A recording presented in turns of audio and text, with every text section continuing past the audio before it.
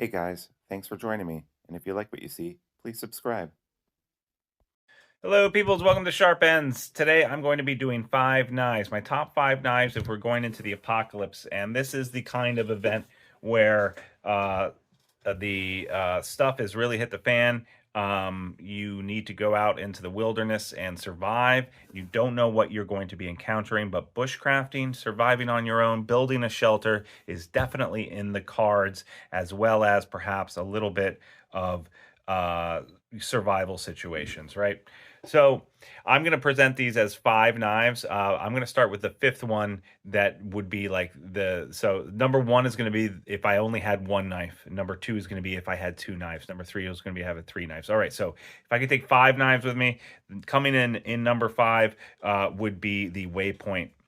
I absolutely love this knife. It's in Vanex, super clean, very easy to maintain. I haven't had a problem sharpening it. It's hollow grind, action on it's great. I can clean this out with water and it will just keep going if it gets dirty and cruddy in there. I know that from personal experience. Nested liner, it's LC200N in there and titanium and Vanex. So all around this thing is never going to rust on me. Wire clip is good to go. I absolutely love this knife. Still, I think my favorite pocket knife of all time. So that would come in number five for this situation. And then coming in at number four, I think the Overland American made knife, kind of a kitchen knife. If I could have a knife like this, it would be awesome to have this in the kitchen for the bushcraft kitchen for using. It's, nice, comes with a Kydex sheath, very nice, would be on my side all the time. Ulti clip, just a overall great knife and magna cut, so fairly rust resistant. So yeah, the Overland from TJ Schwartz, I think would be number four. Number three, the Skaha. Love this sound. Let's see if we can get it on the video.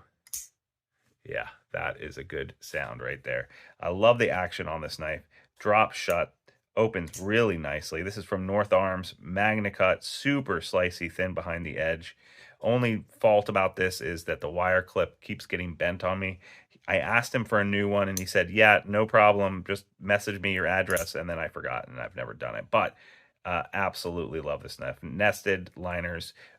There's a reason why North Arms, they only make like 4 or 5 different models, but they're all good. This is their pocket knife. Absolutely worth it. Even if you have to wait 6 months for him to send you it, it's worth it. Coming in number two is going to be the Forest from Bark River Knives. Like if I needed a knife to make a shelter with, this would be the knife that I would need. Convex Scandi grind combination. Nice big fat handle makes it so that when you're doing those carpentry tasks, whether you're feather sticking or you're making a tenon joint or whatever, which I've done all of that with this knife, makes it so that your hand isn't gonna cramp up as much because it's got a nice big thick handle there, and the blade even is small for the size of the handle, making it very easy to manipulate and use for those bushcraft shelter building type things. By the way, I got the fire steel from Bark River Knives. I think there might be still some out there. I suggest getting it. This is a fatty. This thing is going to be passed down for like 5 generations of my family. It's so cool. Absolutely love it. Yeah, so the Forest, great, great knife. And then number one, if I could only take one knife slash what I think is the best survival knife out there that I have currently in my collection, LT Wright, the GNS. Absolutely love it. Super, super sharp. An A2 tool steel, so I'll be able to sharpen it easily out there. I can do everything I need to with this knife. Baton the crap out of it. I've had it for a few years now, and even though it's A2, still looks great, and it's still super, super sharp. I've never sharpened it. Don't need to because the geometry on this just keeps it sharp forever. Something about this knife, even though it looks super, super plain and whatever. And it's got these scallops here, which I actually do like these finger scallops, these thumb scallops right here toward the blade for carpentry type skills. It does its job really well. Keep it simple, stupid. Kiss theory of knife making, right? Super sharp spine for throwing sparks. Probably the best one I've ever had for throwing sparks. A little bit of rust because it's A2, but again, if you take care of it, it'll be absolutely fine. Yeah, I love love the Genesis. Sorry, did I say GNS at first? This is the Genesis from LT Wright. So absolutely banger. Also great, great sheath. Like, you know, if you're gonna have a leather sheath, it's a dangly and stuff. This is the way to go. Bark River sheaths in general, I think suck, but this is a great, great sheath. Also American made. So the only knife on here that is not American made, this is Canadian made. So that's to our brothers to the north.